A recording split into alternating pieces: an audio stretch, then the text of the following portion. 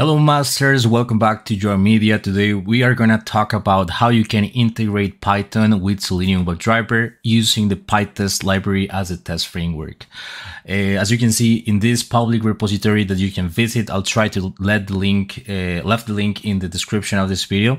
We're going to be creating a virtual environment for our local execution. We're going to be using PyCharm as our IDE. Also, you can see the requirements that we're going to be using: Pytest, Selenium, and WebDriver Manager for the driver management, as the name suggests. We're going to be creating a configuration test file to receive the browser as parameter, and also for the driver setup process and the tear down process as well. You can see a simple script that we're going to be using for this video for testing a valid login and also an invalid login using parameters. So this is going to be an amazing thing to review in this video. We're going to be using as well a report library, Pytest HTML. This is going to help us to automatically generate an HTML report after every single execution if we want to. Then you can see that I'm going to explain you how you can run your tests from the command line.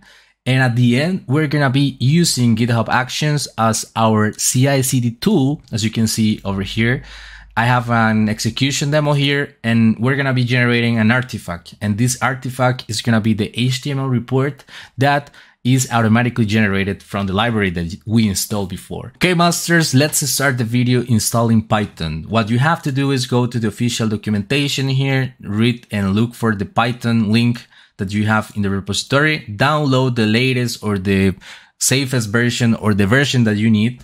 But in this particular case, I'll be using Python 3.12. That's the version that I have available. And I want to tell you that it's important that when you download the execution file, you're going to have like a window, just with a couple of clicks, you're going to have it installed. But in the process, you're going to be capable to check the pip requirement. This is the package installer for Python. If you are more related with JavaScript, for instance, or Node, it is like the npm, right? So it is important that you install this and you check that when you're installing Python the first time, okay? Once you have that and you have everything installed in your computer, you can run this particular command, pip-v. Okay, let me open here a terminal for you, and you can see that this is the version of the package installer for Python that I have. All right, that's beautiful. Let's continue with the next step in the installation process. We're gonna use the virtual environment tool. Let me read for you what is this. Virtual environment is a tool to create isolated Python environments. Okay, that's it. Basically, we're gonna have like an environment that we need to activate where we are gonna have all the requirements for our project. Okay, that's it. You're gonna understand what is going on in a few seconds. But the step is just install it using this command. You can just copy it and install it in your computer. Okay, you're gonna see that in my case, the requirements are already satisfied, so I don't have to do much. That's it. And the next step is to create a new virtual environment in your computer. Here, the only change that I would recommend for you is that, well, this is the standard command, python-m venv. All right, that's the command. And then here you can change the name for your virtual environment. You can place a name for it, and it is up to you. The name, you can place the names that you want. There isn't a problem with that. Okay, that's it. Now that you run the command, okay, let's imagine that I copy it, I paste it in the console, and I press enter. I have already done that, so I'm not gonna do it. But let's imagine that I did it, and it is going to create automatically this folder that you can see in the Explorer over here. Actually, I can make a tier here for you, and you can see that there is a folder. Okay, so if I enter to that folder, you're gonna see that I have some files and folders as well. What you have to do is enter to the scripts folder. Okay, so it is cd scripts. Okay, and inside of this, if you check what is inside, you have to look for the activate file and just run it. Okay, you have to write down activate, and you're gonna notice that now the name of the environment that you created before is in front of the the path that you have in your project right now. Okay, as you can see in the README, everything is explained for you as well over here. There is the cd command, the name of the project or the virtual environment, scripts, and activate. And now you're free to continue with the next step of the video, that is how you can configure the project using PyCharm. It's very simple. You have to come here to the README, open the PyCharm website, and you're going to have a couple of options to download. You can download the professional version. We have a 3-day trial if you want to try it out, but I would recommend you, since this is for practice, to download the community edition that you have below. It is free and built on open source, so you can come here and download it without any price in the middle, right? So go ahead and do it. And once you have it installed in your computer, you are going to have a beautiful window like this one, and you just have to click on new project, okay? Here you can select the name, or well, actually place the name that you want for your project. A new project, I don't know, Selenium project, the name that you want, okay? But the important step here is that you have to click on this drop down, and instead of using new environment, which I think is the default option, you have to click on previously configured interpreter, okay? So you are not going to have anything here. This is because I have already configured it before, but let me explain you how you can get this value over here. You have to click on add interpreter, and then on this drop down option, add local interpreter again. And instead of using new, you're going to be using existing. And then you have to set up the interpreter. You have to click on this button here, right? This one. And then you have to look for the virtual environment that you created before. In my case, the name that I placed was sepython-m. If you remember that, I have to open the scripts folder. Here you can see the activate.bat file that I used before, but in this case, I need to use the python.exe file. Okay, so you just have to click on OK, then OK, and that's it. You have the project set up to use the virtual environment that you created before. And you just have to click on create. Okay. In my case, I have already created one project because I don't want to spend all the time for the creation. I just want to explain you what is going on and how you can get the same results as I did. So you're going to have a pretty simple view like this one. Actually, you're going to have this main.py script over here that you can run, and it is going to work for you. Let me pause this, and this is the one that you can run. Main. It is going to display for you hi PyCharm because we are just printing that in the console. So if this is the result after you click on execute, your environment is working fine and you have no problems. Okay. The next step that we have to do is create a requirements file. You have different options to install the dependencies in your environment, but this is the way that I like and I want to share with you. Okay. So I'm going to open the IDE and you're going to notice that I have this file. This is the file that you have to create in the root directory of your project. Okay. And the name is requirements.txt. That's it. It's a txt file that that we're going to use to describe the requirements or the dependencies that we need. In our case, we're going to start with 3 of them. As you can see in the repository, we're going to start with Pytest, Selenium, and WebDriver Manager. You can ignore the last one over here until this point. You can start with the 3 of them that you can see over there. Okay. Now that you have that, you can see the logic here. We're going to need Pytest with this version, Selenium with this version, and Selenium Manager with this version. And the double equal sign is going to be that you need exactly that particular version. That's the meaning of this. The important thing here is that you may want to verify the latest version of the Pytest dependency, Selenium, and WebDriver Manager. So for instance, you can come here to the links that I'm letting in the README, and you can click, for instance, here in the Selenium requirement, and you can see the version. This is the last one at the moment that I'm recording the video. So this is the one that I'm using. But if you want to update or upgrade the one that you have, you can do it. So that's it. That's the advice that I wanted to give you. Then there is another advice that I also want to give you. You have to come here to the navbar or the var at the top of the IDE and look for tools. Then look for sync Python requirements.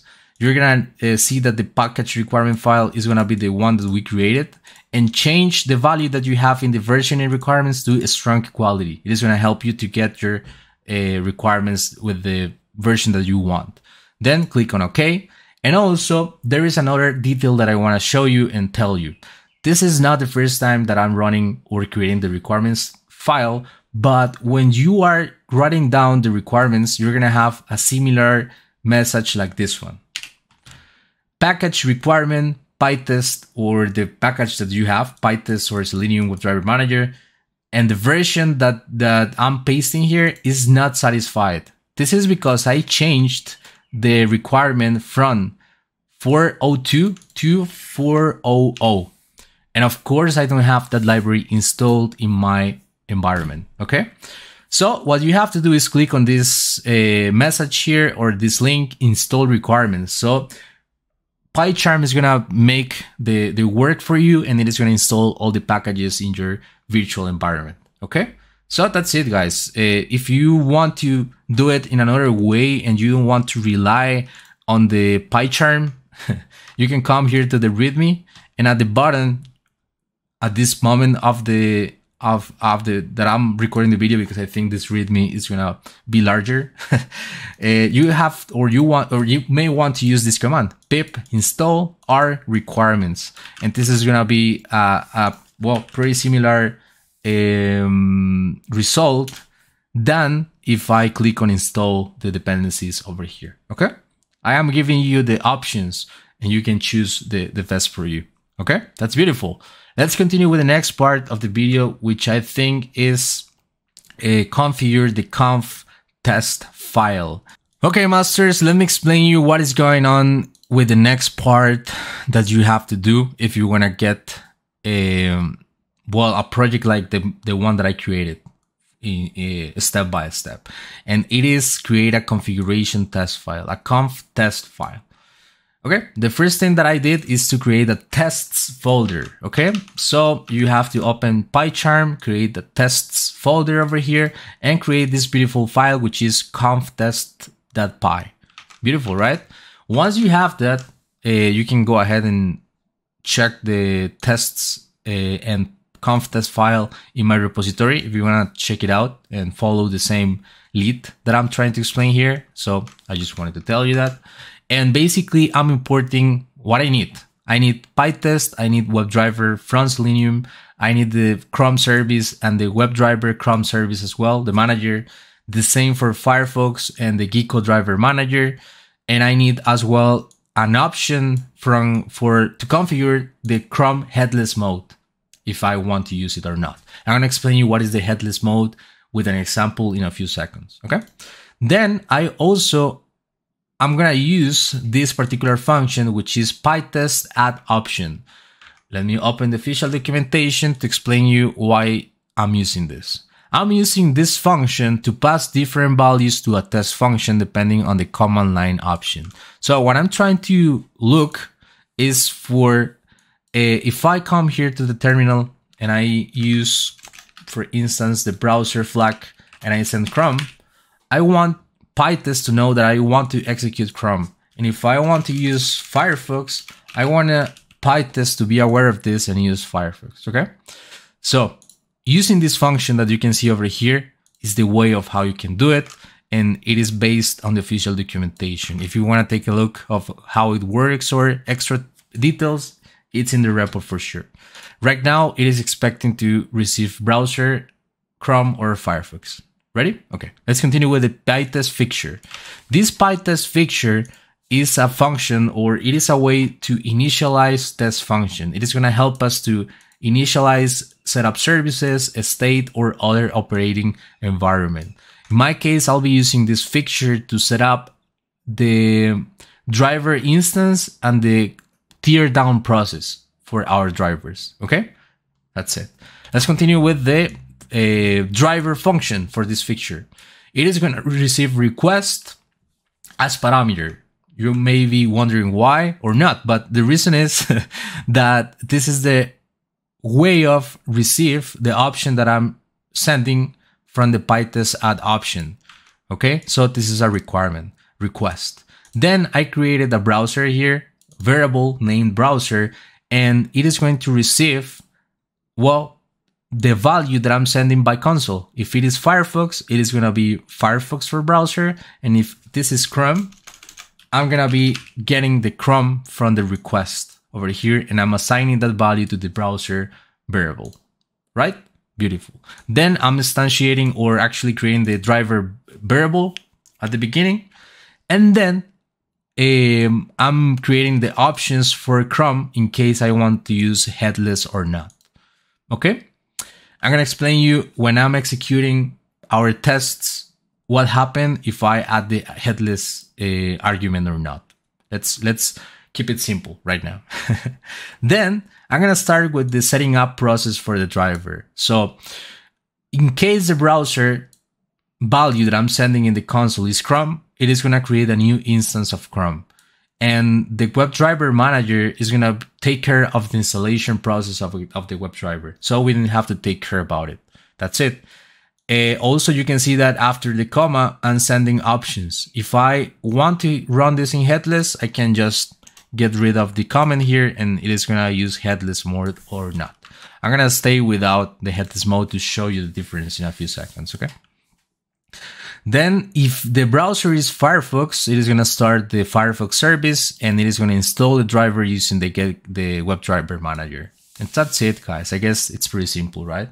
Then we have the implicit wait setup in case we want to use it to have like intelligent waiting for our elements. And then we're going to yield or return the driver. So we're going to be capable to use this configuration that I'm setting up here in a test. I'm going to show you how to implement this driver configuration in a few seconds in our tests. But this is like the initial setup and the final setup, because as you can see here, I'm also setting up the tear down process to driver quit the instance that we are using for our browsers. I am closing them. Okay, so we don't have to take care about the configuration and the instance of the driver and so on. We just have to call the driver function. Okay, masters, let's start talking about our first test and what you have to do to get it working. Okay, the use case that we're gonna use is, or we're gonna try to reproduce, is a logging scenario like this one using the saucedemo.com page. You can see the accepted username, standard user, which is the correct one. And also the correct password for this test is, secret sauce. When you click on login, you're going to have this beautiful page with the inventory HTML, word in the URL. Okay. Also, I would recommend you that check the JoanMedia CSS selector video if you want to learn the best strategies to find elements in HTML, and also XPath. You have a lot of examples of strategies to map elements using XPath. So I would recommend you to go ahead and check it out. But okay, now that you have the context of what we're going to do, let's open our IDE and notice that I created a file here named test_login_page.py. Here, you're going to notice that I have a class, and under this class, I have a couple of functions. That's how we work with Pytest, and this is the structure that we need to follow. Okay. In my case, I'll be needing 3 imports for this example. I'll be using time, Pytest, and Selenium WebDriver common by import. Okay. The first thing that it's important to notice, and the way I'm working with this, is to declare a class with the name test at the beginning and the feature name, which is login page. Okay. Actually, this should be page with P and upper score, right? Okay.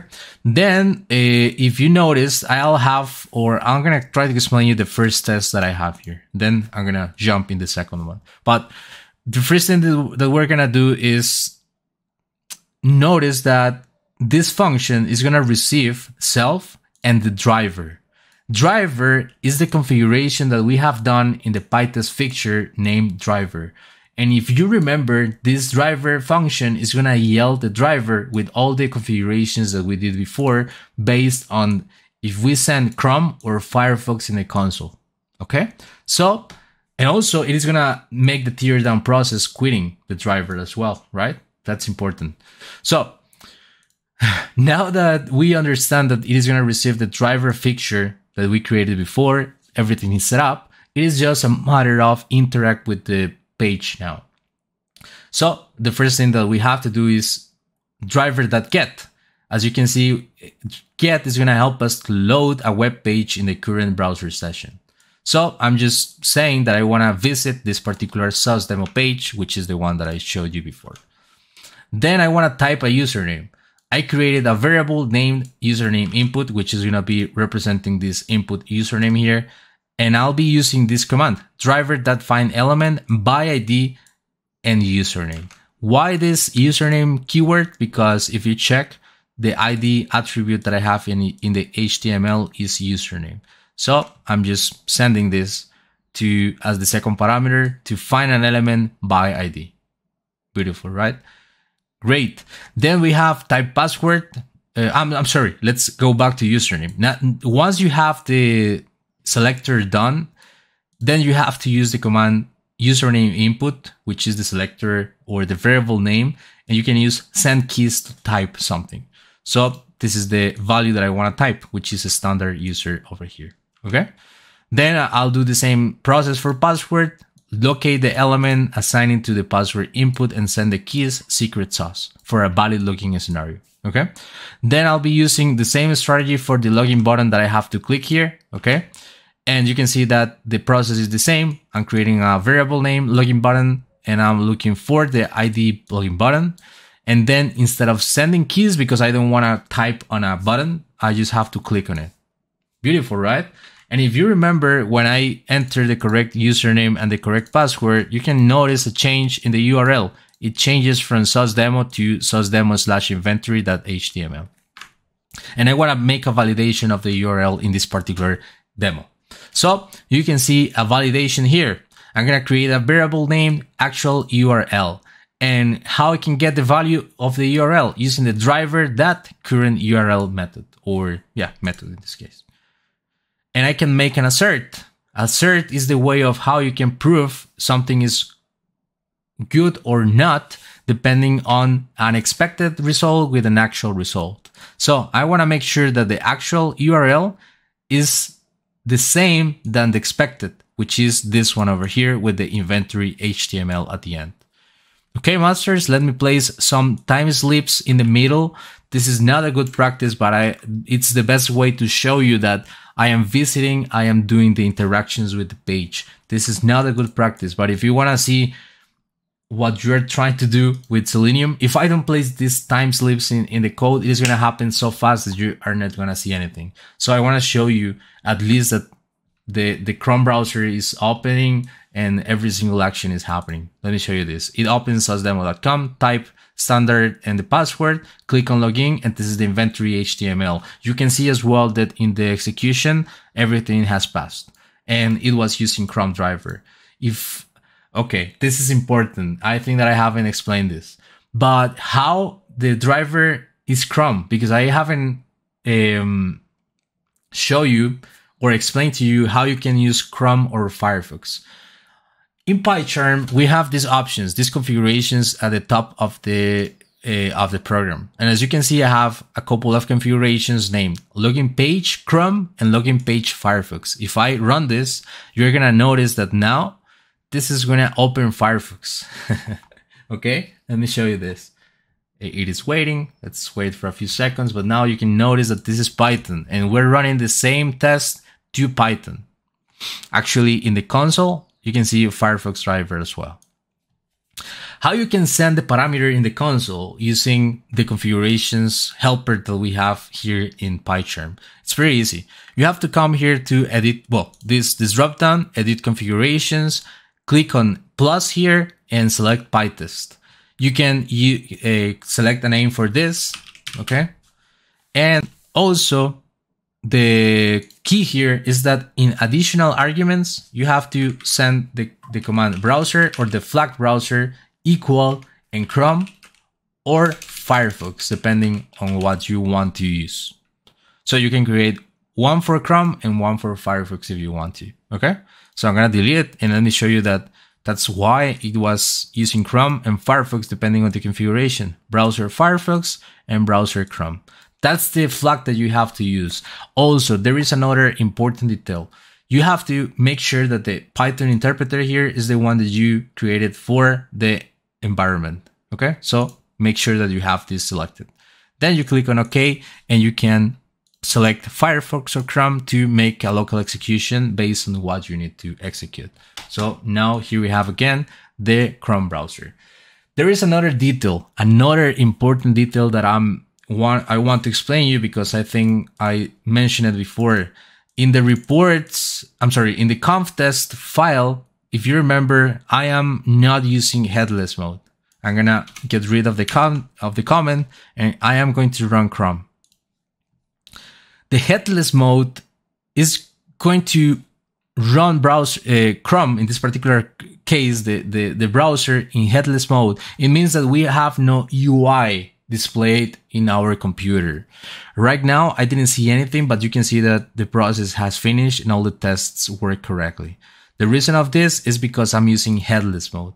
If I want to use head mode, I just have to get rid of this, right? And the UI, or the Chrome instance UI, is going to be displayed again in my computer.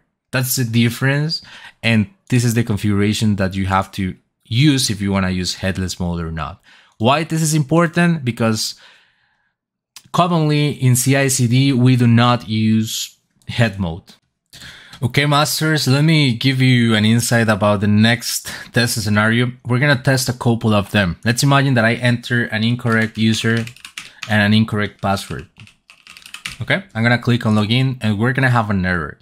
Epic sad face, username and password do not match any user in this service. You can see that this is the set of steps, an incorrect input, an incorrect password input, and click on login. However, the same set of steps are going to work for testing a logged out user. Okay, click on login, but the error message has changed. Now it is epic sad face. Sorry, this user has been logged out. Beautiful. You can see that we have the same amount of steps, but the inputs are changing. So Pytest has a functionality that could help us in this particular case. Let's imagine that we have this Pytest mark name parameterized, and we're going to have different inputs for username, password, and error. And then we're going to name the differences in two different lists. The first one is going to be the case for a logged out user. You can see the username is going to be logged out user, username, secret sauce, password, and the error epic sad face. Sorry, this user has been logged out.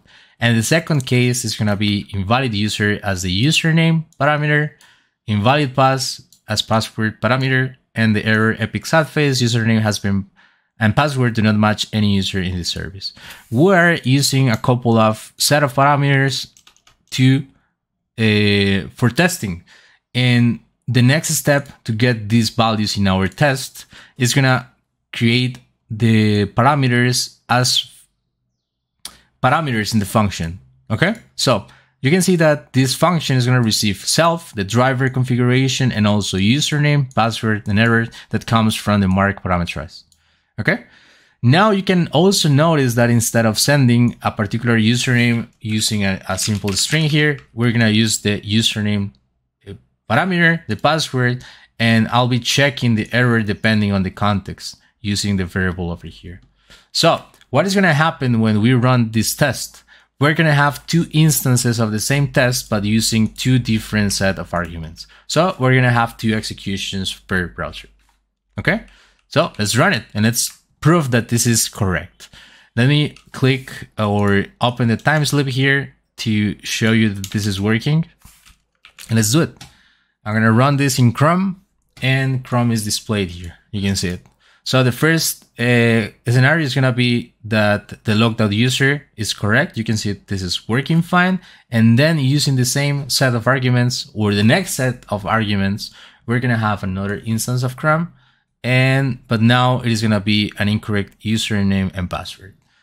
So guys, this is the way of how you can use parameterize for your tests. And this is a tool that I wanted to give you. Let's continue with the next step, or the next part of the video, which is going to be how to implement an HTML reporter for your framework. If you access the requirements.txt, you're going to notice this pytest-html equal for 02. This is the version of the library that I'll be using. And that's it. That's the only requirement that we need. Now, when you're gonna execute your test, you want to make sure that you have a new flag in your additional arguments, okay?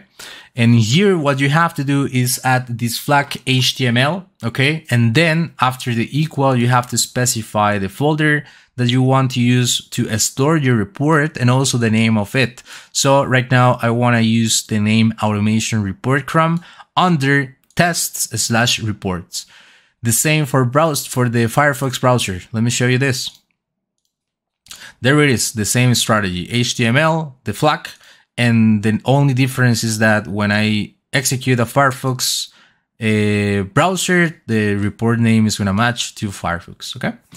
I'm gonna click on OK, and I'm gonna show you an issue that I included, that is that I added an S at the end of inventory.html.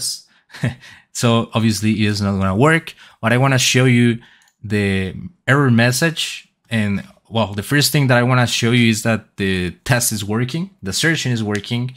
And also the another thing that I want to show you is that how you can see the difference in the report as well. So you can take a decision if this is the report library that you want, or if you want to try something else in the market. For sure, you can do it. No worries at all. It is just an example.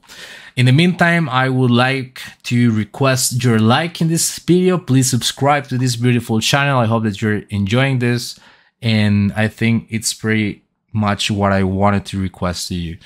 The process is finishing. You can see that in a few seconds, we are going to have the results. You can see the difference in the console.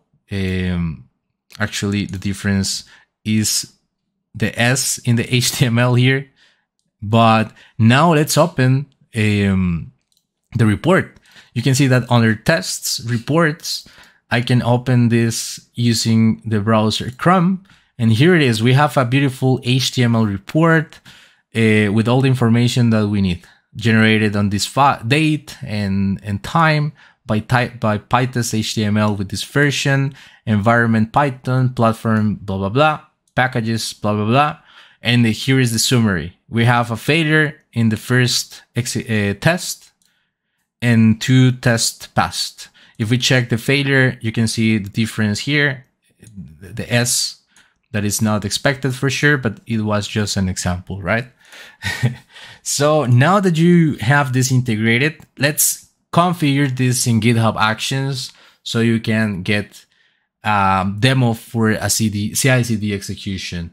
I hope that you enjoy it. Let's continue. I just pushed some changes with a commit name introducing an issue. Okay, that's basically the change for the URL assertion to have an error with this S. Of course, we're gonna have an error. I showed you that before, and I just sent that change to the main branch in our repository. And since I have a YAML file here under the .github folder and workflows, you can see that we're gonna run a new GitHub action on every single push. So when I open here the actions in my repository, you can see the commit introducing an issue just with the name that I have here in the commit. And after the push, well, it came to the repository, and you can see the action over here. Okay. You can see that it fails because of the issue that I introduced, but let me go ahead and explain to you the important parts of this YAML file. Okay. Basically, we are using Ubuntu latest. We're using Python 3.10. Okay. And you can see that I am installing the dependencies for my project using the requirements file, requirements.txt, the one that I showed you at the beginning of the video. Pytest, Selenium WebDriver Manager, and Pytest HTML are the dependencies that I needed. And you can see as well the process that I am following here to run my test. So what I'm doing here is entering to the tests folder, this one, right? And I'm creating the reports folder over here in case, because I think I don't have it versionated in the repo. Let me check pretty quickly. Tests. Yeah, I don't have reports in the GitHub Action repository. So what I'm doing here is creating a folder named reports. And as you can see, instead of, well, playing or clicking on the play button in the PyCharm IDE here, I'll be using a command to run our test in CI/CD. I'll be using Pytest as the first command. Then you can see the name of the test that I want to run, which in this case is test login page.py. Then I'll be sending the browser Chrome as parameter and then the parameter for the HTML report. Okay, beautiful, right? Now that you know that, I just changed the permissions of the reports.html file. And then I'm just uploading the report as an artifact. So when I come here to the latest action and there is an error, you can see in the artifacts part that there is a report. I can download the report. Okay. Let me copy this and let's go to the music folder. Let me delete what I have there and let me open the report. You can see that this is the report of the CI/CD execution. This is the hour of the execution, and you can notice some changes here. The platform is Linux, Azure, and some other details. You can see that the CI flag is set to true because it was executed in CI, and the error is the one that I introduced locally as well. So masters, I think that's it. That's the full integration that I wanted to show you today. It was a complicated video to record because there are a lot of details and stuff to be explained, but I hope that you enjoy and take some advantage of the concepts and steps that I'm doing here, because Selenium and Python, I think it's a great combination, and I wanted to give you the insights about how you can get them working together. So thank you very much, masters. I appreciate. If you are until this point watching the video, please subscribe, hit the like button, and well, see you in the comment section, giving me your feedback, and see you in the next video as well. Bye bye.